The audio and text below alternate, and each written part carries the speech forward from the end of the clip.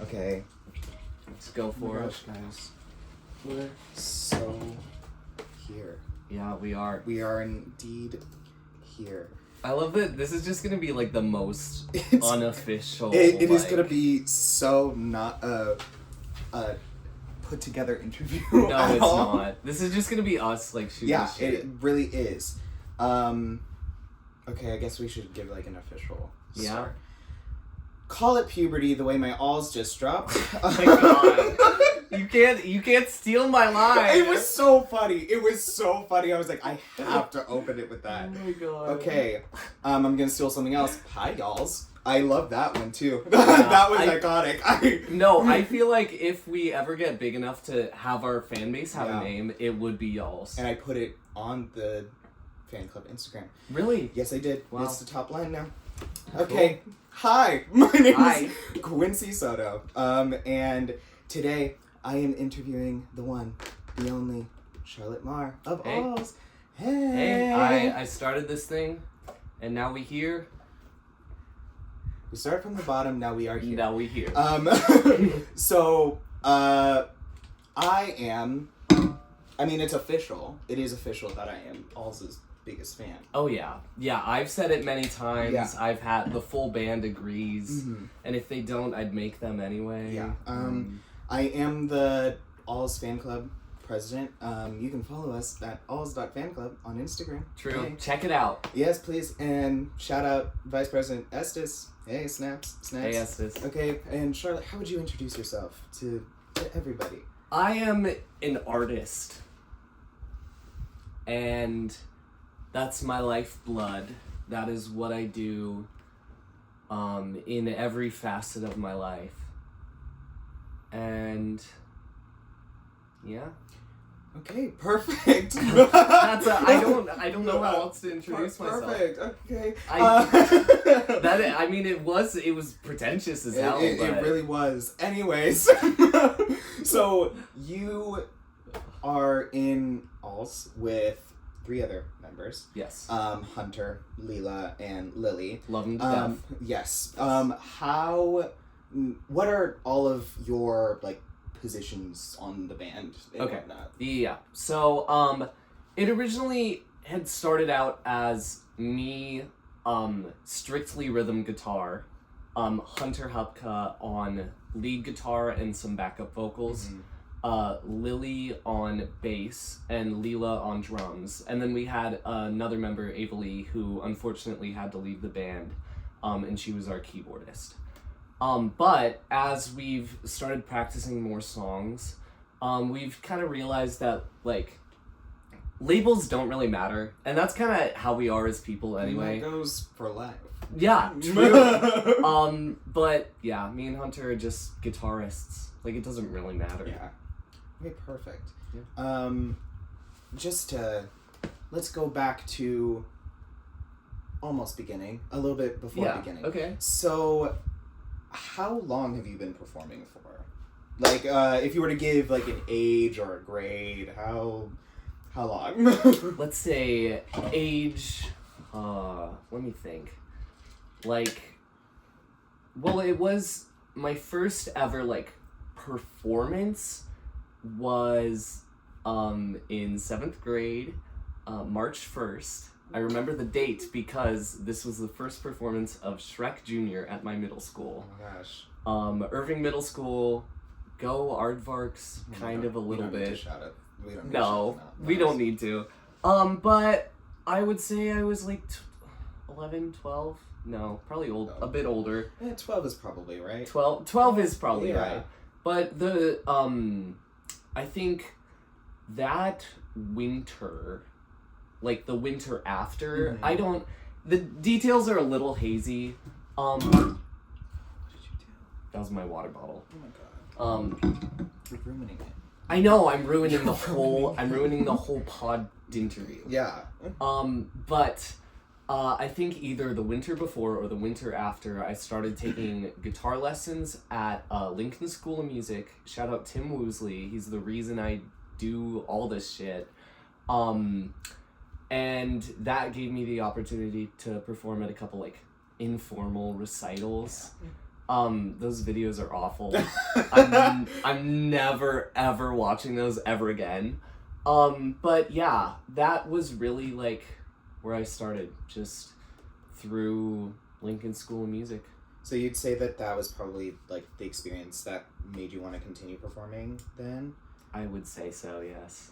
Just because it's like, you know, it was really around that time when I started really seriously getting into music. I feel like 90% of the population of people I talk to about this is like, usually people start out in life not super into music unless your parents are awesome. Mm-hmm. And then there's some point in your life where you just like switch flips, like you get into all this. And I would say that was like 6th, 7th grade for me.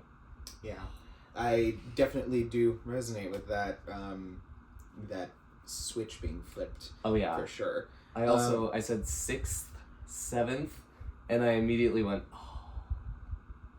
That's why you should follow her.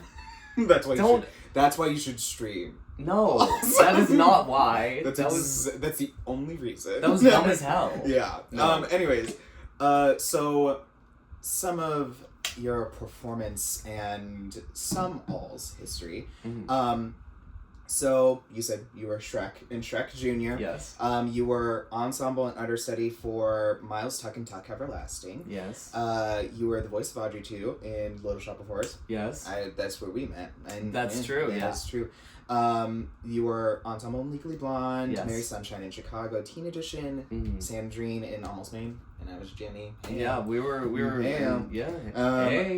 Hey. Hey. If you know, you know. If you, I'm sure we have some theater kids who will be watching this. I'm sure. Yeah. Sound off in the comments. Sound off of the video. Yeah, sound off. This is this is awful. Okay. No, it's great. It's Plankton in SpongeBob, in yes. the SpongeBob musical. Mm-hmm. And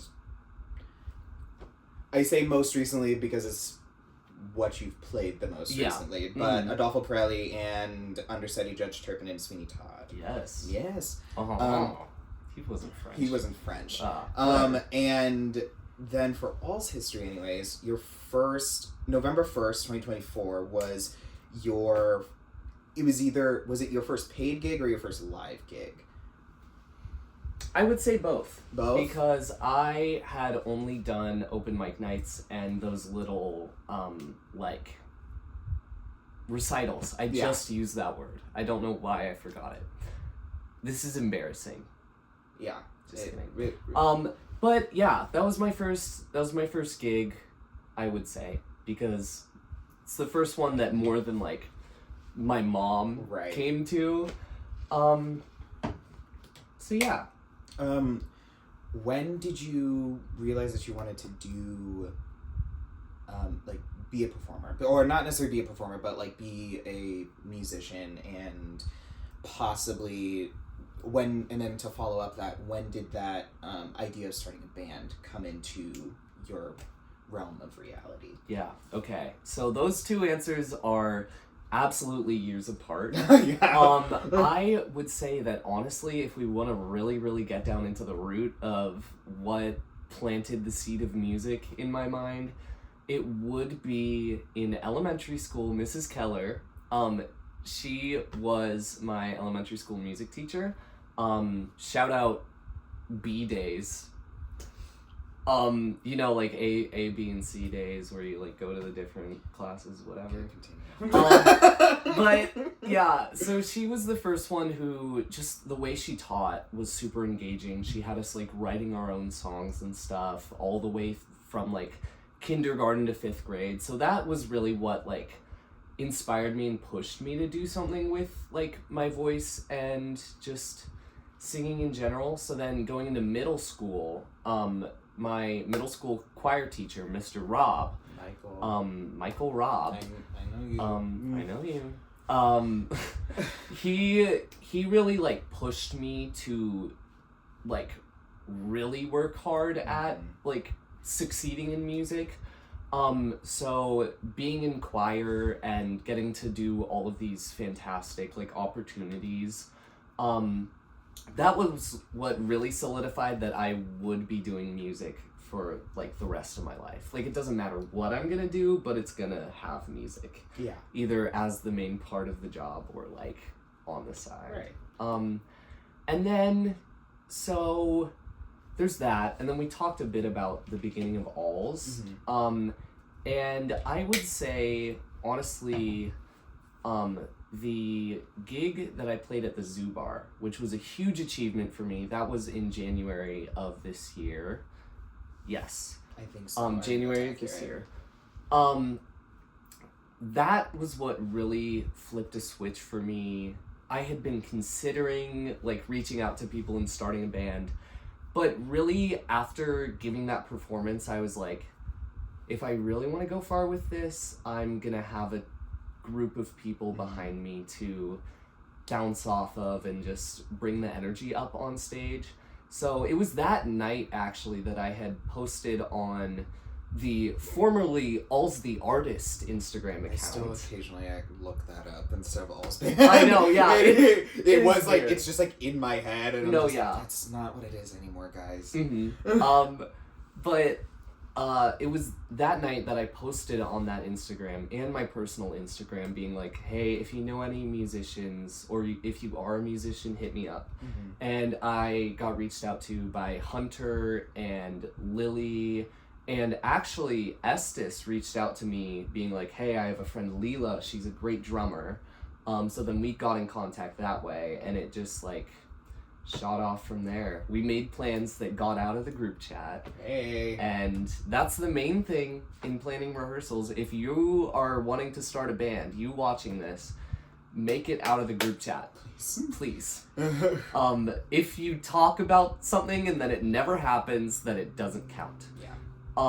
But yeah, started from the bottom, now we're here. Yeah, we are indeed here. That is the theme of this episode, apparently. I guess it is.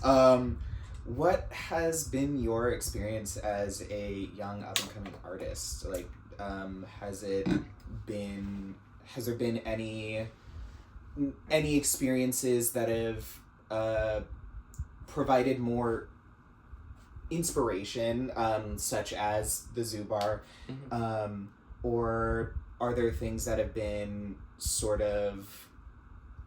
that have like dampened that as well? Like, I mean, like the good and the bad. Yeah. I guess. The good, the bad, and the ugly. Yes, indeed.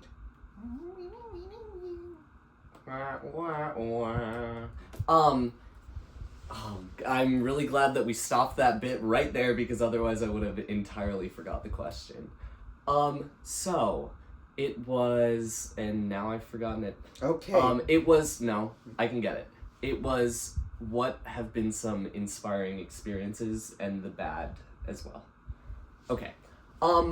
I would say the thing that really inspired me to really pursue and keep going after music is Josh Hoyer, who is a fantastic artist and like one of the cornerstones of the music scene in general in here, Lincoln, Nebraska. He reached out to me when I was really considering starting a solo career as an artist. And he reached out to me many a time with many different opportunities, but one of the ones that I'm really, really glad that I took is sitting in on a rehearsal of the band Estrogen Projection, who have now become some of my closest friends and the people who really inspire me the most. And yeah, I got to play through one of their songs with them and just like be really immersed in something that I'd never done before. And yeah, they're all so talented and such beautiful people that it really just pushed me to get those sort of people behind me and rally those people with me.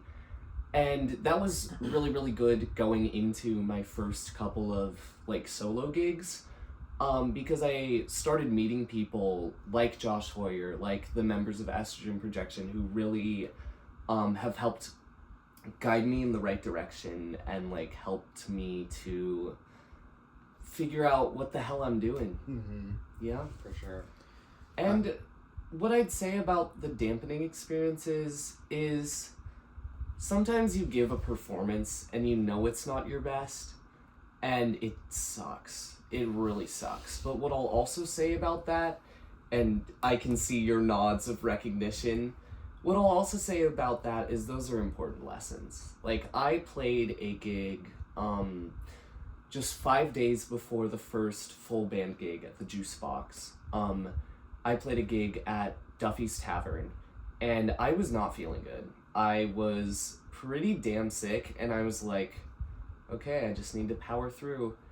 And that was not a good performance. I was not energetic. I was not doing half as well as I did in any other performance, like, even in that month, which is this month, so I guess the month before.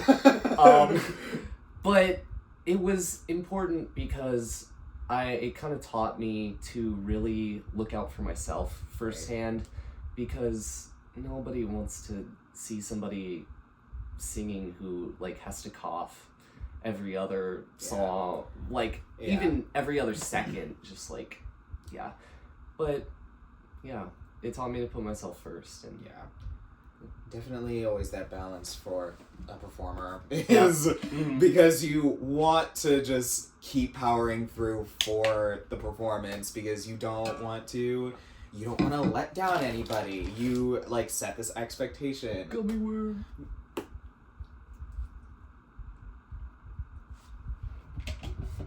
No, you can't start drinking, because then you're supposed to keep talking while I'm eating the gummy worm. Let's move on. So, I forgot my place because you were being... Are you serious? You were being a goofball. That's just me. Oh, okay. So, even though that I am also a performer and a musician in the context of, like, singing, I have nary a clue when it comes to songwriting and composing music. Yes. So, what is your process in songwriting and composing songs? And, just... Okay, so, I think the process has definitely changed since I started. I started out simply songwriting, not even, like, recording anything with extra parts, just, like, me and a guitar, and that was it. So my process there, from what I can remember, again, it gets a little hazy, is I would just, like, have a note on my phone where if a lyric idea or a title or literally anything came into my head, I would just write it down.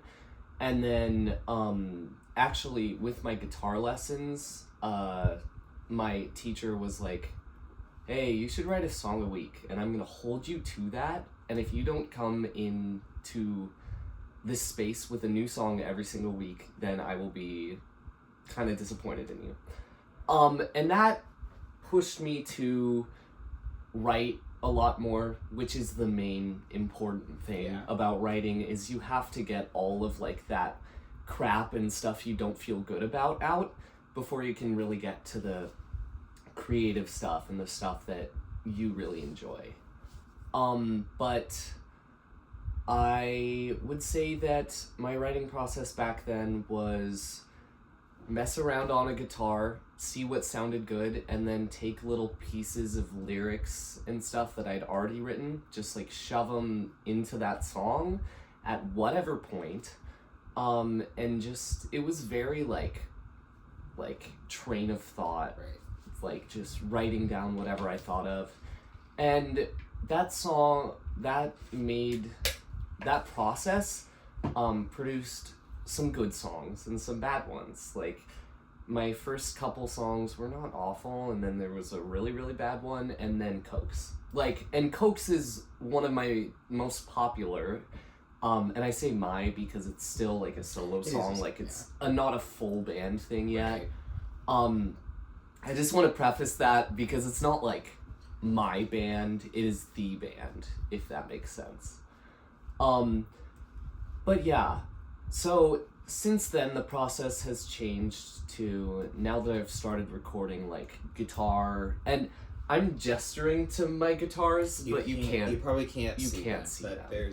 There's a guitar. There's 3 guitars. There's a bass. There's a total of 5 guitars. And those are the ones that are just out. Jesus Christ. We'll get into it. Maybe we won't. Or maybe we won't. Or maybe we won't, but... I started recording, like, bass parts, and I have, like, a drum plug-in and stuff, and it's hard to talk while I'm putting something down.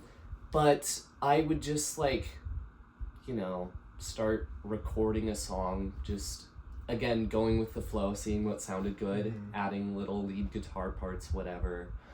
And then usually I'd get about halfway through the, like, structure of a song without any lyrics, and then I'd start writing the lyrics, and that's when I would, like, rearrange the order of the song and really figure out what direction it was going.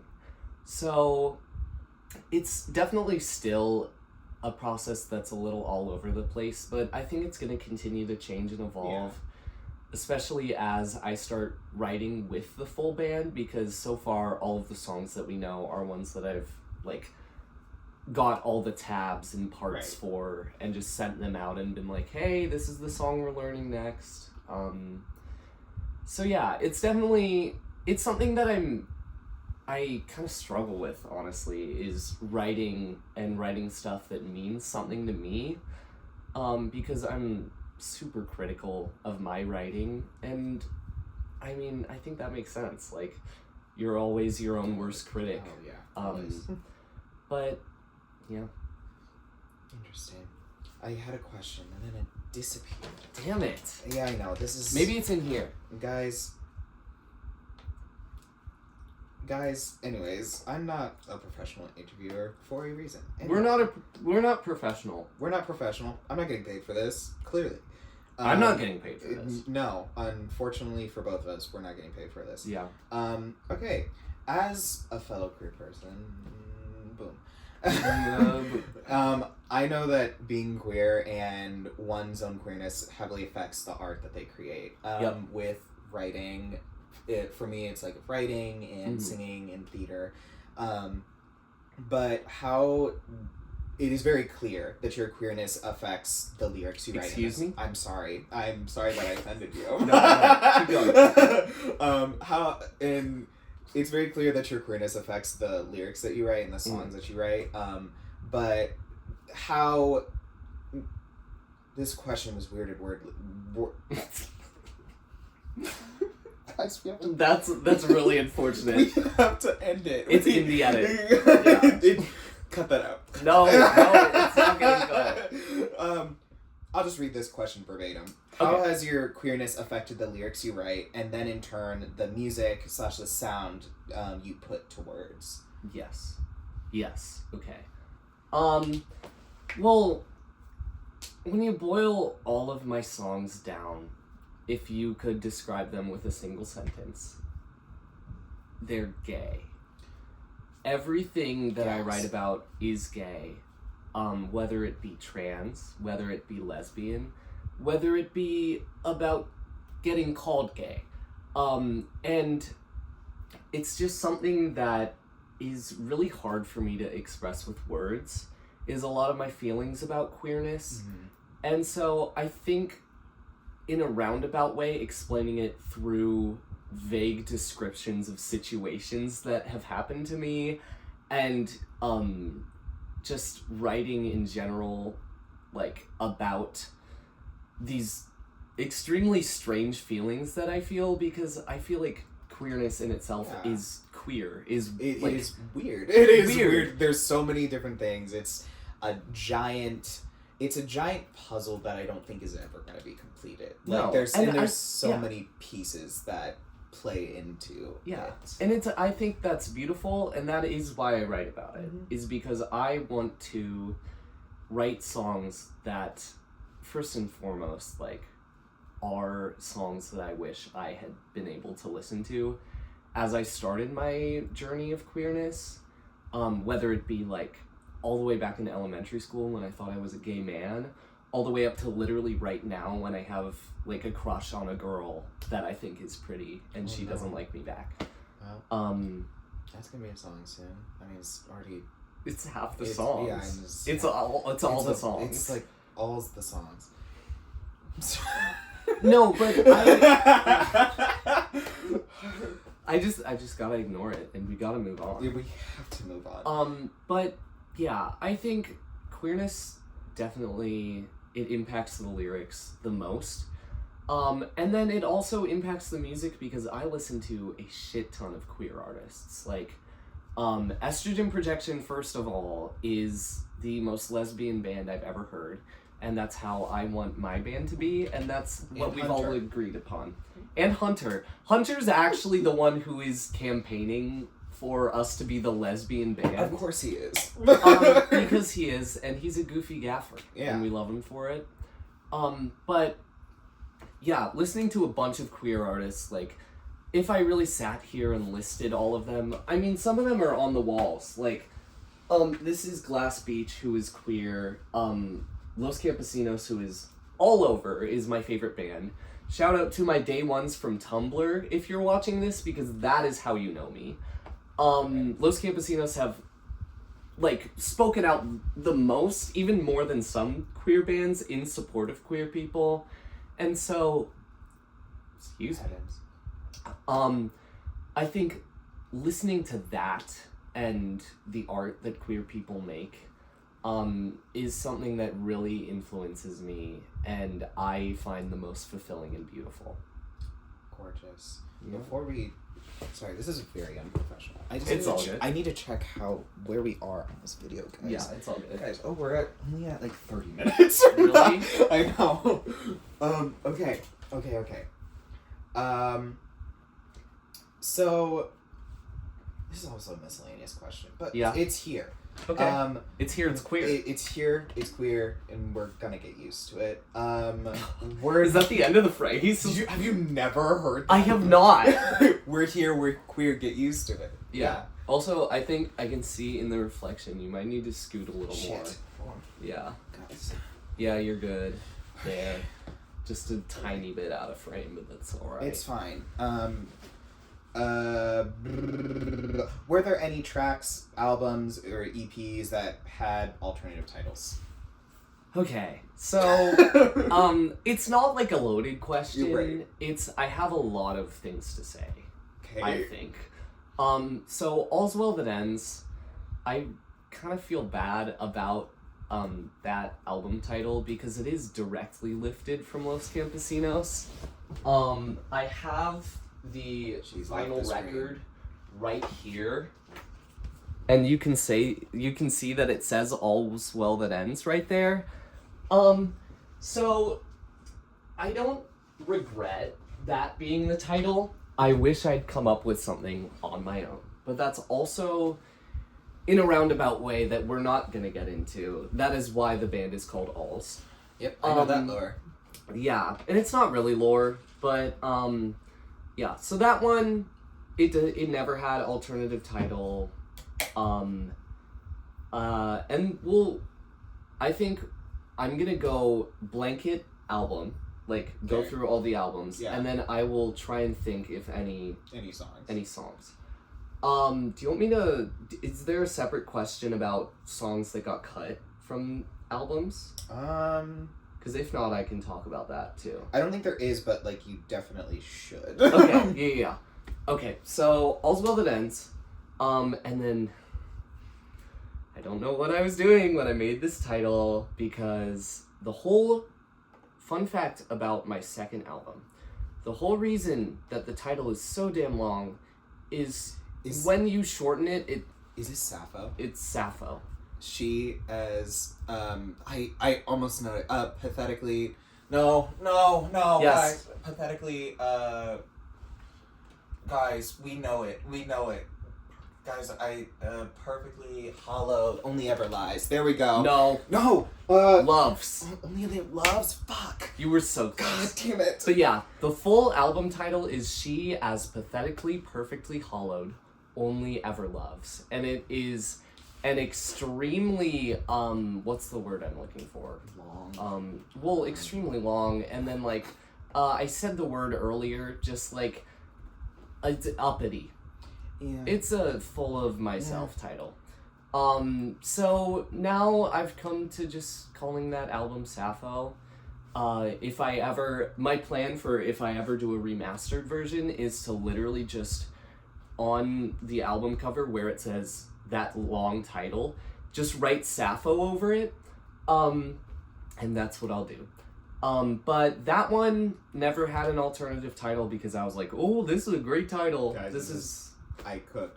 Yeah, that kind of represents how I feel about the whole album, is me being too confident. And I think I did a lot of stuff on that album that I don't like. I will say listening to some of those songs, I'm like, this is an interesting...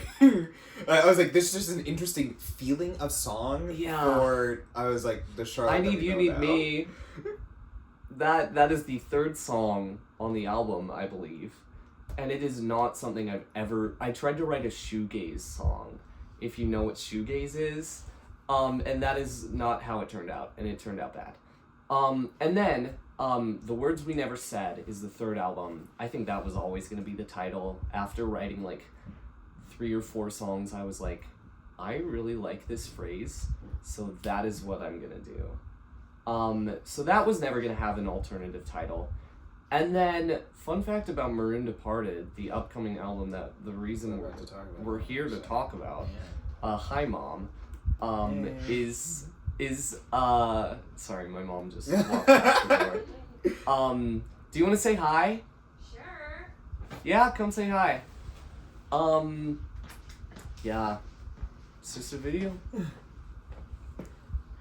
This is my mom. She's the reason. That wasn't creepy at all. Yeah, no, that wasn't creepy at all. I'm the reason. Well, I am part of the reason you're here. So that yes, that's true. And I am. And the most encouraging person in my career ever. Yeah. Say it louder. I know, yeah. Okay. Yes. I love it. Yeah. I love you. I love you too. So about Maroon Departed. That song, because I wrote... Fun fact about that album, it's pretty much in chronological order from the songs that I wrote. And, that track list isn't out, but I'll probably put it out as of recording this, tonight. Just for fun. Oh, it's awesome. Yeah. But, that was originally... Okay, so I was thinking Maroon. Right. That was always going to be part of that title. Because maroon is the favorite color of the person who I wrote the song about. I'm sorry. Maroon. I was originally just gonna have Maroon as that, title. And then I remembered being like, I feel like maroon or marooned means, to be left somewhere. Mm-hmm. And then I Googled it and nothing came up. I don't know what happened because I've Googled it since and it has come up with that definition.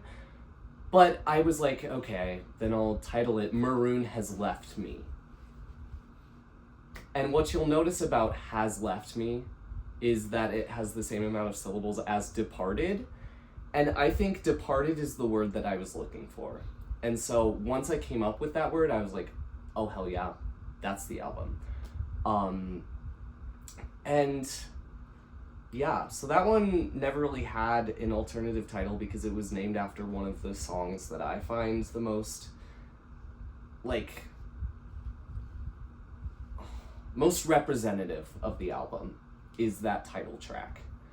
But now we go to, I'm gonna get the CDs,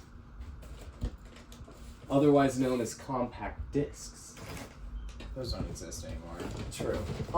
But I need these CDs because I have a billion songs that I can't remember the titles of. So, we have, here's the artist edition of All's Well That Ends that is available on Bandcamp for $20. But here's the regular CD that's available for $8, I'm pretty sure.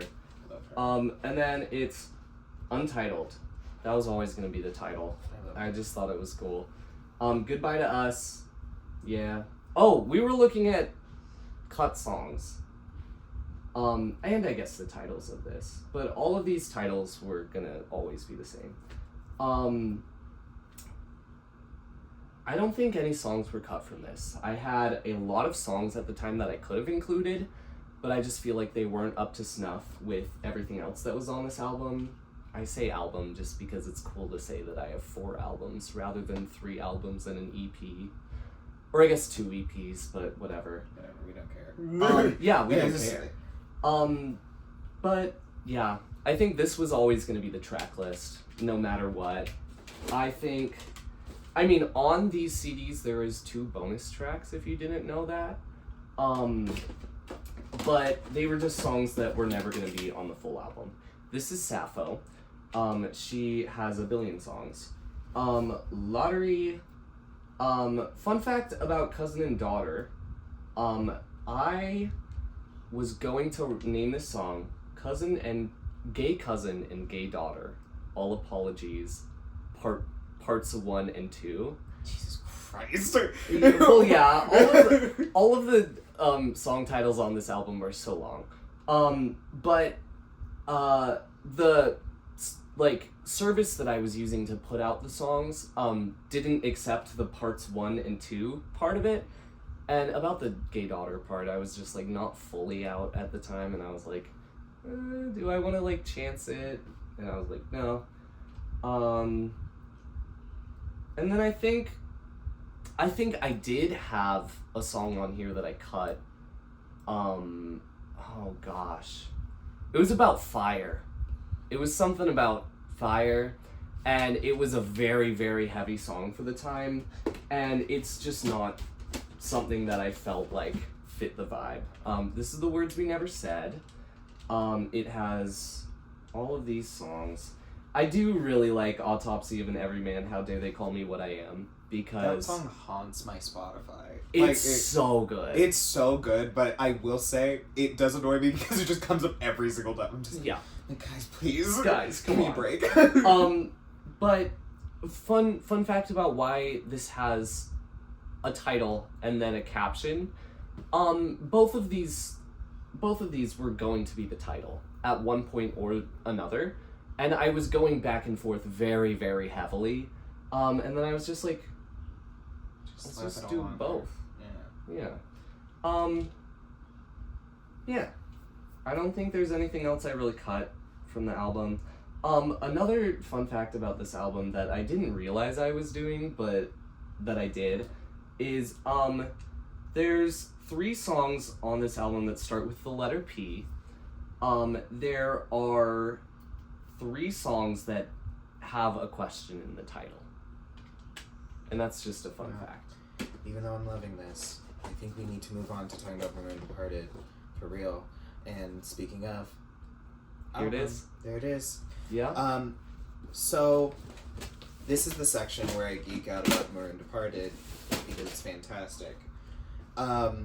So the title track, Maroon Departed, was released this Monday, August 25th. As of recording this. Yes. Whoop whoop, indeed. Whoop, whoop. And see, again, like I said, this is going to be me geeking out for a second. Yeah. Because so you gave me an unlisted version of the album that was uploaded, I think, December 1st. Yes. So I have that. That's what I've been listening to. Mm-hmm. And I've listened to this, I don't know how many times all the way through, but I can hear the differences that have been made, like the updates that you made vocally and whatnot. Yep. One thing that I love to death is the very last chorus is the note change on love.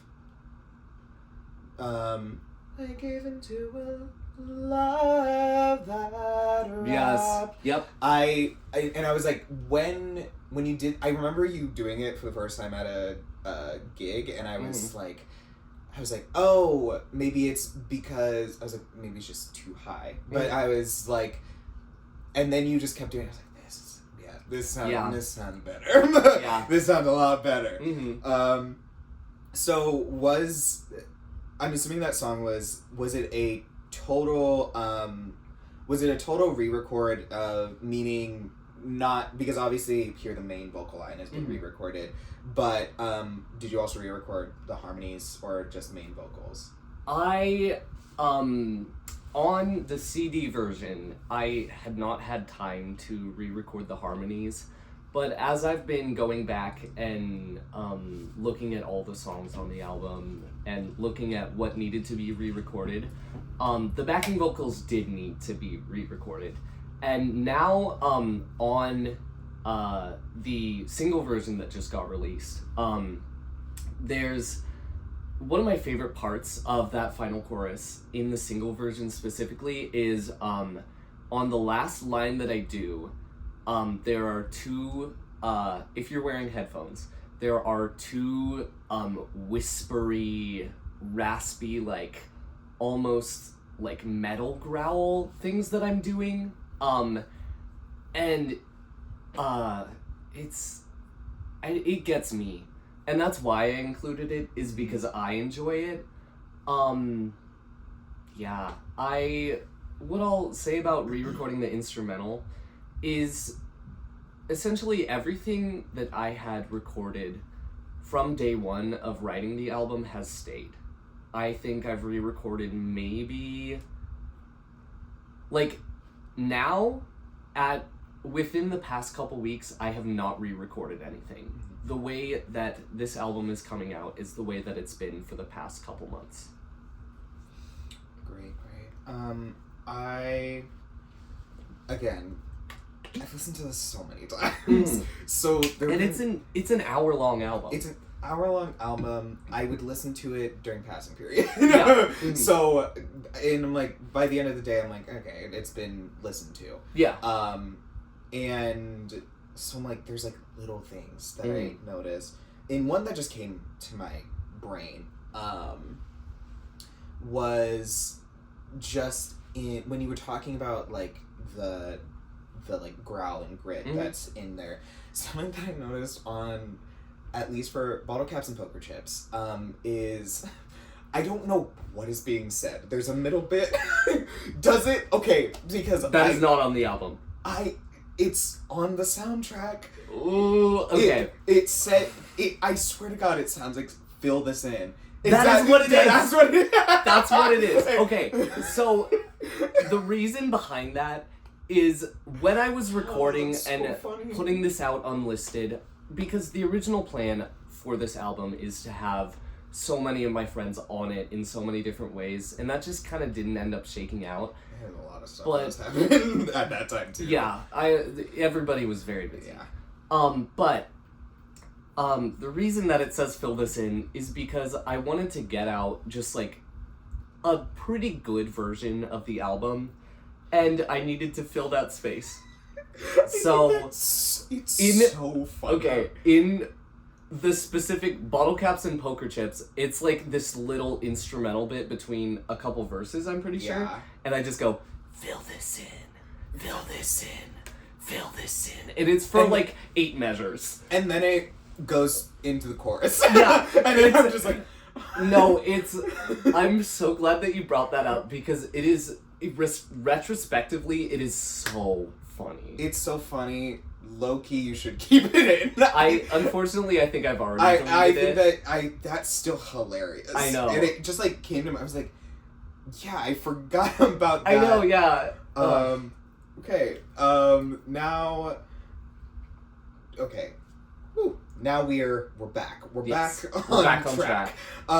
So you said on an Instagram story AMA that Maroon Departed as an album represents your experiences in 2024.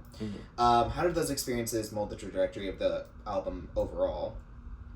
Because I know in the same AMA, I asked a bunch of questions behind like the meanings of songs, and then I have a list of 3 others that I'd be interested in knowing as well. But at least how did those experiences shape the trajectory of the album?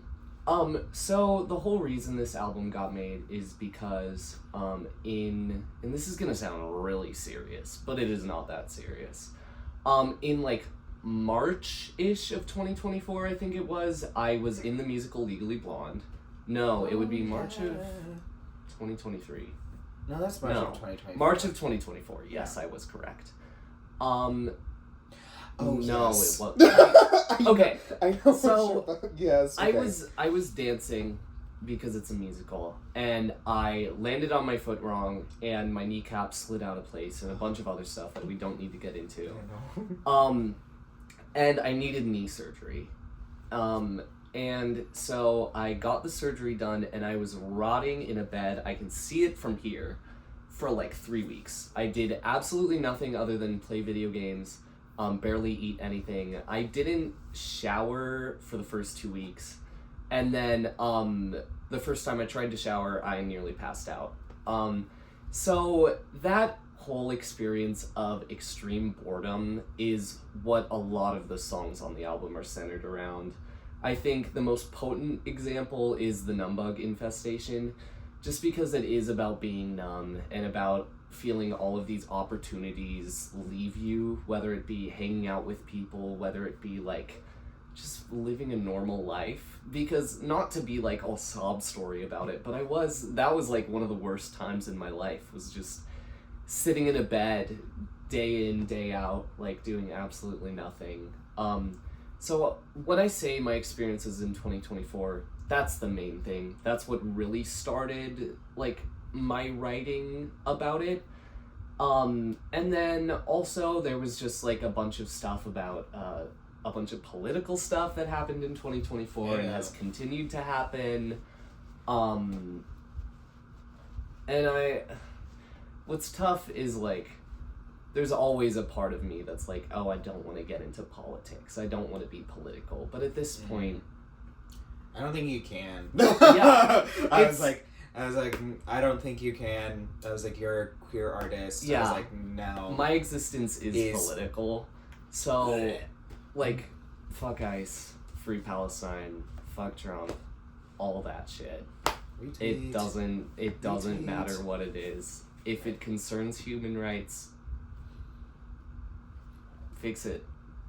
So that was another part of the album, and then it's lesbian love songs and breakup songs.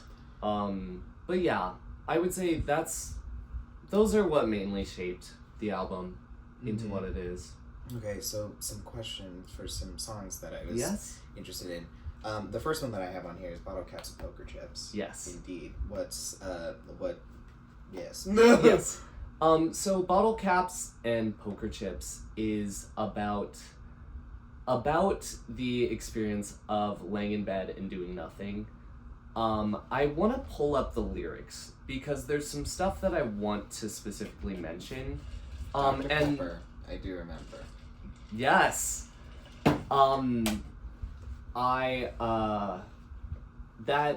That song is about playing Balatro and Fallout 4 and drinking Dr. Pepper and staying up until like 2 or 3 in the morning, which you can hear me say in the song. And I think as it's come around and as I was writing it, it kind of turned out as like a victorious sort of thing, and like kind of dogging on myself about that time in my life. Let me see. Yeah, these bottle caps and poker chips are no substitute for someone to hold. Balatro and Fallout 4 and Dr. Pepper, hard to remember, I can't recall. It's just about like being lonely and just sitting in bed and playing video games. That's what it's about. And it's like a bittersweet thing of like, sure, this was a horrible time in my life, but it's also like, that was the first time that I've played Fallout 4. If you know that game, I love it. And yeah, it really, I actually really like these lyrics.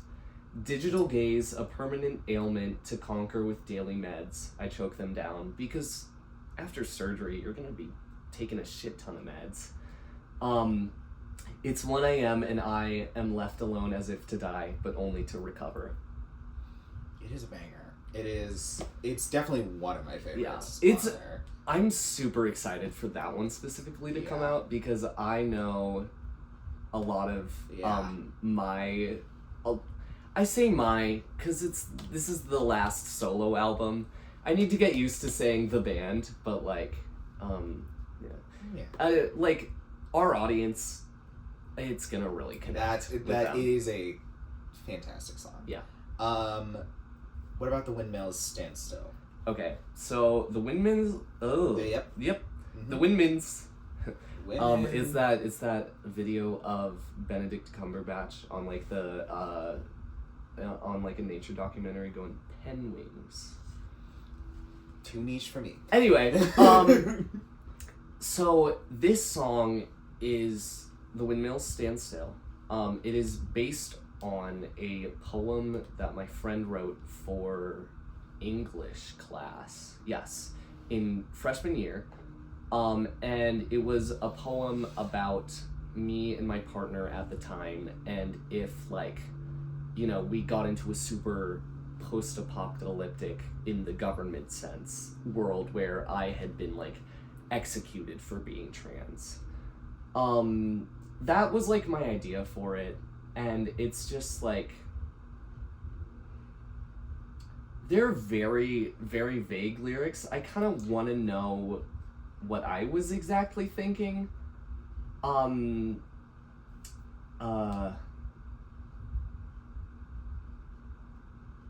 Yeah, it's just about losing your rights, essentially. The Windmills Stand Still is like, you know, this thing, because windmills, I've been surrounded by windmills my whole life. You can't drive out of Nebraska without seeing like 1 billion of them. So the Windmills Stand Still is like the idea of everything that I've lived throughout my entire life just stopping. And like, I think it's a good moment of reflection on the album because it is a more like pensive song. It is. I think that's why it stuck out to me so much, yeah. And that's why it continues to stick out to me whenever I hear it, is because I think it's sort of unique in its sound. Yeah. So I think it stands out to me a lot.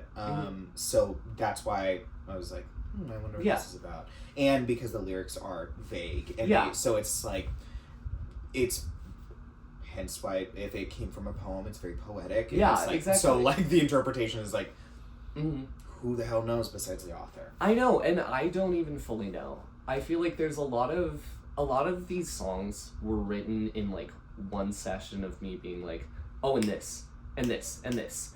And I don't really take the time to really think about what my lyrics have meant. Because once they're out there, it kind of doesn't really matter.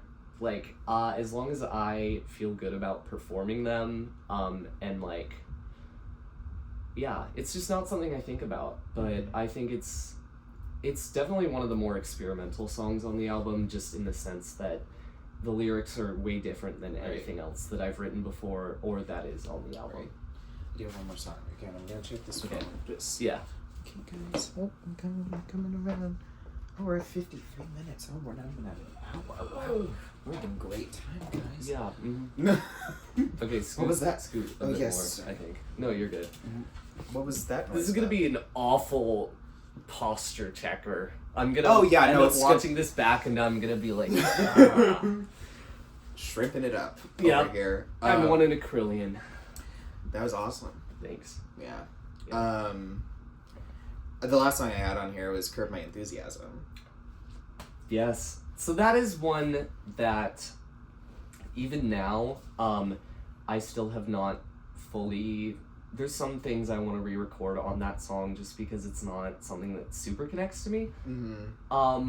But yeah. So Curb My Enthusiasm is a play on Curb Your Enthusiasm, which is, I think that's the theme song that goes like from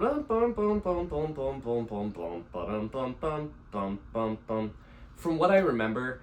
And it's just a phrase that has stuck out in my mind ever since I heard the title of that show. It's not really related.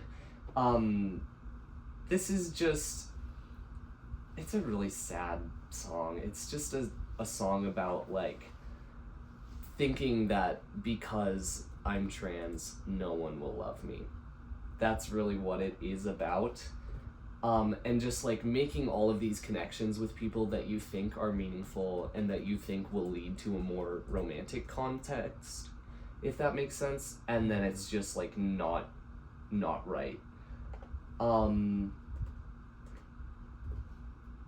Yeah. I really do like this song. It's one of my, I think when you get to the back half of the album, it's a lot more pensive, like I had said earlier, and it's a lot more sad. Oh, when I tell you, the first time I was, because I remember I got the first edition of Maroon Departed on CD, and there were some songs that weren't in there. Yeah. Namely, Me and the Real Girl was. I remember listening to the soundtrack version on YouTube, and that song played, and I was literally, I'm walking through the hallways, and I was like, holy shit. Oh my god, I'm in the lunch line right now. I can't be crying. It was, and it's beautiful. Yeah. And what's crazy about that song is that's not on the final album. It's not. I'm out of frame now because I'm so baffled. I know. Okay, so that song went through 3 different main iterations, which were Me and the Real Girl, parentheses, me, which is a song about my experiences with being transgender and not being a real girl. And then there's Me and the Real Girl, parentheses, girl, I'm pretty sure, or The Real Girl. I don't remember which one. But that is the one that was included on the unlisted YouTube thing. I'm sure it will make its way onto the album as, like, a bonus track or as something that goes out as a single. But it's just not a song that, after I'd written it, I kind of felt like an asshole, honestly, because it was about people that I were still connected with. And it's not that, like, I don't want to write a song about somebody in a negative light. Like, I'm okay doing that. It's just, like, the way those lyrics are written it's so, like, obvious. Wait. Okay. I don't remember which version is on the unlisted YouTube. Is it the one about being a theater teacher? And, okay. So, I guess there were 4.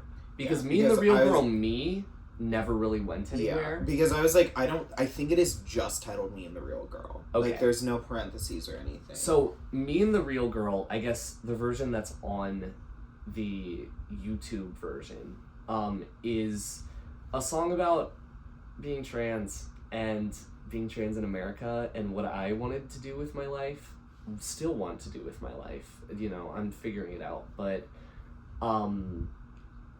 yeah, I would say that's a version that I liked more, but I've since written something that I'm more proud of. And if you're in speech and debate, it very much reads like something like that, and I think I heavily prefer it. But that is a song that I was, like, very, very close to cutting it out of the album just because I couldn't get it right by myself. Interesting. Yeah.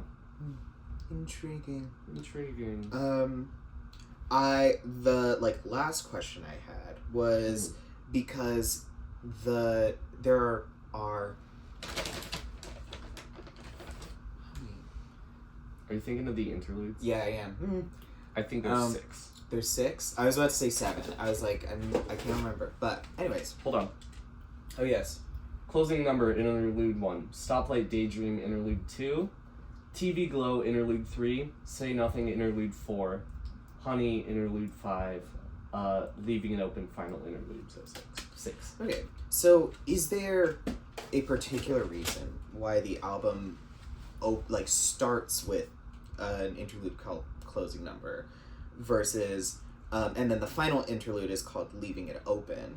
Because I do also feel like when you get to that, when I've listened to the album and I've had it repeat before, it does almost, like, you can practically just in a loop. You could just go in a loop and it would be perfectly fine. And that's but it just stuck out to me specifically, the naming of those, because everything's intentional.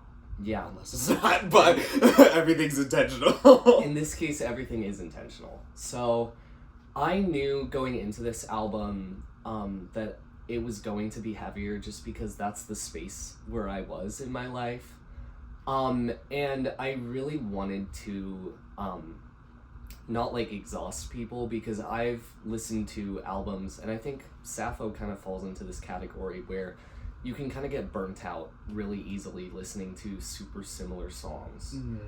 And I knew that going into Maroon Departed that I would need to, in order to get out everything that I wanted to with the album, it would need a lot of space in between the songs.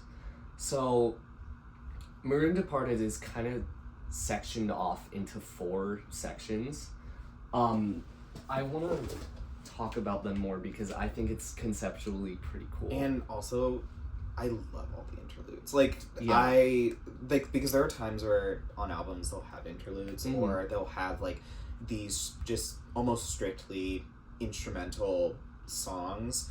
And like most time, or sometimes I'll just be like, it's okay, it's skippable. But then I'm like, most of these I'm like, I was like, I just want to listen to this. Yeah, I was actually thinking about, leading up to the album, just releasing all of the interludes as a single, just because they're really short, and I do think they're like beautiful pieces of music, especially with, I got our friend Kairos and our friend Sophie to play saxophone and violin respectively.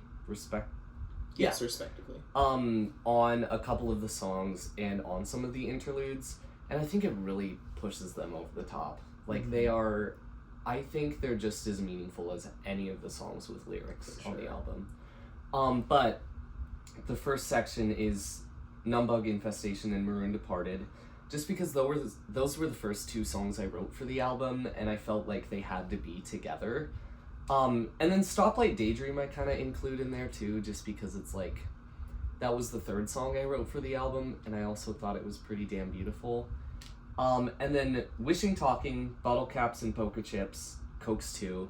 Those are the more upbeat songs of the album, and the ones that are like... They're all kind of similar in vibes. Yeah, and that's kind of how they're sectioned off. They're sectioned off in vibes, because then you get to The Windmills Stand Still, Find Me a Boy, and Wine, which are all very introspective songs about my love and my life. I was destroyed when I heard Wine for the first time. That was stabbed. I can't wait to see people's reactions to the album, because there's a lot of songs on here that have impacted people who have heard them. Oh, it's gorgeous. And then the 3rd section, the 4th section is United States of American Dread, Letter from the First, and Curb My Enthusiasm. This is where I get the heaviest on the album, like sonically, like through sound. And I think lyrically as well, I get very, very blunt here. And then I guess the 5th section would be Me and the Real Girl, which is very different than anything else on the album in any incantation, in any version of it. And I felt like it needed its own space. But to actually get to the question you asked, closing number, which is the first one, right? And then Leaving It Open. Those were titles that I knew would be for the interludes. Like, while I was writing them, they didn't have any titles. But with those 2, I did want to make it a bit of a cyclical feeling. But I also wanted to be like, closing number as in like, and as I was writing it, I didn't know that I would be joining into a full band and kind of ending this part of my career. But closing number kind of just represents like, this is the end of an era, if that makes sense. Because there's it's audio of what sounds like a playground at the beginning, right? So the audio that plays at the beginning is after I left the film I Saw the TV Glow, which absolutely rocked my world. God damn. I was just sitting waiting for my ride to get there, and there was a mother and like two of her children, and I think like one of their grandparents, who were just having a conversation. And it was just such a beautiful environment, and I love sampling stuff, and I love just recording little pieces of my life. So I started recording that, and what I decided to include from that recording is the first words you hear on the album are, I'm pretty sure it's okay, we're on our way home. And I feel like, I don't know, I just found that really meaningful with what I wanted to say with the album, as it is like a coming of age, like coming home album, I feel. And then leaving it open, like the antithesis of opening number is just like, it's just like whatever happens, happens. Like that's really what that like instrumental piece is. And I wanted to leave the album on a very, very introspective note and give people time to just breathe, because that's what I've needed these past couple of years, and I just wanted a piece of music to represent that. Definitely needed that at the end of the year. No particular reason at all. No, and it's not getting worse. Oh, no. And I'm not writing heavier songs about the stuff that's going on. And that's totally, I don't know what else I was going to say after that, but yeah. Okay, now we're about to, we're going lighter again. Okay, guys. Lighter. Yeah. That was a moment. We got real deep into it. Yeah. Okay. So we might get a little bit deep into it too with this question, but June 2nd, 2025, that was your first time having your music play on the radio. Oh my goodness. What were your thoughts when you were hearing that for the first time? Because it was Numbug that played. Yes. Yeah. So the whole reason that song got played is it was part of this fantastic show on KZUM, which is like a local music station here, Fascination Street with Bloody Holly. She had reached out to me and been like, hey, I'm doing a Pride episode of my show, and I want to include some local queer artists on there. Yes.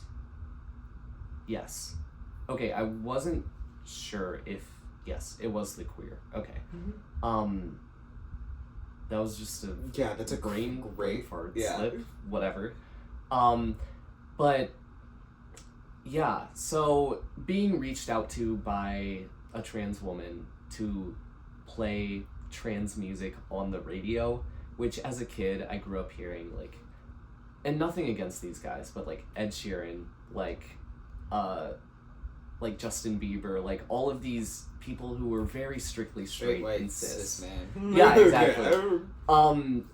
So being able to, first of all, hear my music on the radio, which is like every artist's dream, and even as radio is like sort of fizzling out, like, so to speak, it really is just so meaningful. So my reaction, I have a video of it, thank God. My mom was recording, and you can hear her screaming into the phone. I just jaw-dropped. I sat there really listening to Numbug for the first time. I feel like that was the most that I've ever been able to be outside of my brain about music and to really enjoy it, which is very meaningful to me, I feel. But yeah, my reaction was really just in awe, and it was probably one of the most enjoyable moments of my life, I would say. So thank you to KZUM for doing that. Yes, I was there at, like, I don't know what time. It was like 10, 11 p.m. 10, 11 news. No. No. No. KZUM. Okay. Now it's about to be. We're gonna close. We're gonna close out with some miscellaneous questions. Just because I put on the Alls Fan Club Instagram for people to send in questions. Yeah. And some of these are some that they sent in. Some are some that I came up with, but they're just miscellaneous questions that didn't really fit anywhere else in the structure. Yeah. So, what are the future plans for the band? Okay, so the future plans for the band is we want to get an album written and recorded first of all. Well, not really first of all. That's just one of our goals, is get an album written and recorded. This is an album that we already have plenty of ideas for and that I've been hinting at on the Instagram if you're following like the stories and everything. And then we want to just play a shit ton more shows. We want to play with a lot of bigger bands and we want to headline a couple of shows. But most of all, we just want to keep like learning the music and having fun. Oh, yes. Yeah. What's your dream gig location? This is tough because I always just picture it in Lincoln or Omaha just because those are the two places that I've been most. Right. And that are most memorable to me. But I would say probably either the Slowdown in Omaha or the Rococo in Lincoln, just because both of those are such iconic venues. Yes. Not a Madison Square Garden. Okay, No. got it. No. That'd also be kind of crazy. That would be I think insane. that would be insane. Also, I feel like if just about any indie artist filled up a space that big, I would be like, that's insanity. Yeah, no. But I mean, I would love to, but I don't see that happening. Okay. If you could add any instrument to the band, what would it be? It would be either a brass instrument or a string instrument. And that's the whole reason that they're on the album, is I absolutely love when genres that aren't even like close to being classical use classical instruments. Like Los Campesinos, I love to point them out just because they're my favorite band. They have violin and brass instruments in like their first 3 albums, and it is so beautiful, and it just adds a texture that I really, really enjoy. So yeah. Is there a particular genre or subgenre that you've yet to write, perform, whatever, that you'd like to do?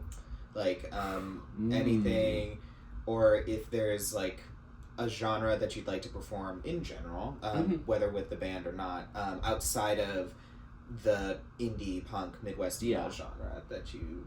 Well, I cannot write it, but I would love to go full Midwest emo math rock, like full crazy riffs on guitar and just like awful vocals. That would be awesome. I also really enjoy pretending like I am a jazz crooner in like the 30s. Or I guess not really the 30s, but like your Frank Sinatra, and like modern day would be like Michael Bublé. Like I would love to do that just as like a little fun thing. And then I'd love to do something heavier. I'd love to do like not like heavy metal, but like something that borders more on like gritty, like harsh rock. Like I think of Riot Girl, like that genre, if you know it. Yeah.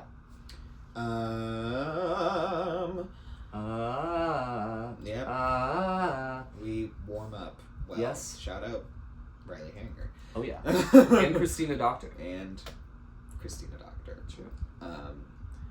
Where was I? Did you have any hesitations when it came to releasing your first EP, All's Well That Ends? No. No? It was just, I'm gonna do it? I was from the point of view that, like, if people see it and they like it, that's great. But it was also very much an album for myself, just to prove to myself that I could do something like this. So, really there were no stakes, because I recorded it on an iPad. everything on that album was recorded on an iPad with GarageBand. And it shows. And it shows, but it has an incredible vibe. Oh yeah, it definitely, and I think that's also another thing when I was listening to the Maroon Departed single, it was definitely like, there were moments where I was like, I like the other version more, but that's just because I think the sort of rawness of the, like, not really having the harmonies very leveled. Yeah. I think there's just something that just adds to that and adds to the character of the song. But I was like, it's still amazing regardless. So, yeah, of course. What is or what are your favorite song or songs that you've written, and also ones that you like to perform? My favorite to perform has to be Maroon Departed. It's the most fun vocally that I've had on a song in a long time, and also I get to do a kick-ass guitar solo when I play it live, so that's fun. Yes. And then one of my favorites that I've written, I would have to say Cokes. I absolutely love those lyrics. I don't know what I was on while writing them, but they are incredible. And then Numbug. Those lyrics are great. Yeah. And also there's a lot on the songs that I'm working on now that aren't for this album that I really, really am super proud of. Yeah, I think naming arguably probably the 3 most popular songs. I think that just shows, how, because you're enjoying it on stage, you're enjoying performing it, that means the audience enjoys seeing it. So I think that's probably also why a lot of people end up really liking those songs. I think particularly Cokes, that was the first song that I heard of yours at our variety show. Oh yeah. Back in 2024. I'm pretty sure every single time we say this date, it's wrong. I'm pretty positive it was 2024 because Little Shop was summer of 2023. Then you... No. Little Shop? Wait. Yes, it was. I know okay, that for whatever. Anyways, whatever. So, but that was the first song that I listened to, and I was just like, I can see it because you're enjoying yourself on stage. Yeah. And it's one of the... I love to be self-indulgent when performing. Oh, as you should. Yeah. And it's like one of just the most fun. It's definitely one of my most upbeat songs lyrically and like chord wise. It's so much fun. Yeah. Okay, final question. What do you like about your music? What do I like about my music? I like that it doesn't stay anywhere. I like that I don't have a specific genre that I have written in. I like that the band doesn't play a specific genre. It's just like really and truly influenced by everything I listen to, everything that the band listens to. And I like that, at least I feel like my music just feels like my life. Every single album that I've written, I think back to the time in my life when I was writing it, recording it, and that's how I picture it, that's how it sounded when it was being recorded, and that's just what life was like. Very nice, very nice. You know? Well, that's all my questions for today. Dang it. I know. I probably would have more, but who needs more? No. We've been doing this for a while. We're good. So this is about you. Plug your stuff. Yeah. Okay, so alls band, alls_band on Instagram. Come to our shows. And that's all I really need to plug. Wow, okay, so we didn't plug the fact that, we have an album coming out on September something. 8th, September 8th, and we September 8th. September 8th. No, you said September. September 8th. 8th. And then also All's Hallows Eve on Halloween. At Meadowlark Coffee and Espresso. Yeah. At 1624 South Street. Here in Lincoln. You don't need to know that. Well, why do you know that? Why do I know that? I wrote it down. Okay. Well, from 5 to 6:30 because you're Yeah. not doing it. I'm doing it. I know. Well, now that you've started talking, I think I have some stuff to plug. Okay. Yeah, come to our shows, buy our merch through Bandcamp or through DMs. Yes, We don't care. But only buy through DMs if you're in Lincoln. We have some really cool shirts, and so that's the best way to support us. Yes, this one's almost sold out. Hooked on alls. Hooked on alls. Got hooked on alls, guys. Um, Hopefully you can see that. Yeah, but that's the best way to support us just because it gives us the most cash inflow, and we need that to record and make more merch. Yes. And we have some really, really cool things. Oh, it's awesome. I saw a sneak peek of one. I was gagged. Jowls. I was indeed gagged. Yeah, she's got jowls. Let's go lesbians is Let's go what lesbians. we will say. Yeah. And then also from the All Hallows Eve, all ages, no cover, Oh yeah. and come in costumes, guys. Guys, Come dress in up. costume. We're gonna dress up. It's gonna be so much fun, and I'm not even in the band. Yes. Yes. This is fun. This is truth. Yeah. I literally, I always go to the to a gig and I'm like, I'm gonna bring like homework to do because Yeah. I'll just listen. No. No. Never No. happens. I get my drink and then I sit down and I don't do anything. I put my computer away almost Yeah. immediately. I'm like, no, nothing's happening. Yeah. I actually record stuff to put in the Google Drive. Yes. So- the Google Drive. The Google Drive. Please check out the Alls Fan Club account Yes. for details on that. But yeah, that's all I have. Okay. And you've said your things. Yes. Well, that's alls.